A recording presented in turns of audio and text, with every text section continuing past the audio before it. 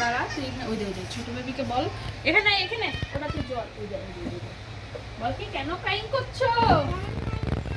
ওই দেখ খিদে পেয়ে গেছে, তোকে তো আমি খাওয়াচ্ছি, তাড়াতাড়ি খা। ছোট বেবিও এখন খেয়ে নিয়ে তোমার মতন খেলতে পারবে।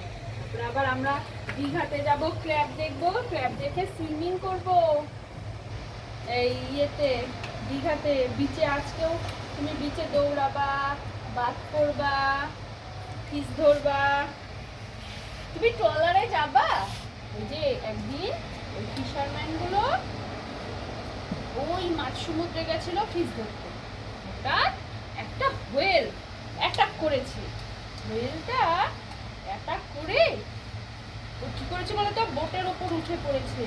যেই বোটের ওপরে উঠেছে অমনি একটা কি হয়েছে, একটা বোটের ওপর উঠেছে, বোটটা নিচে পড়ে গেছে।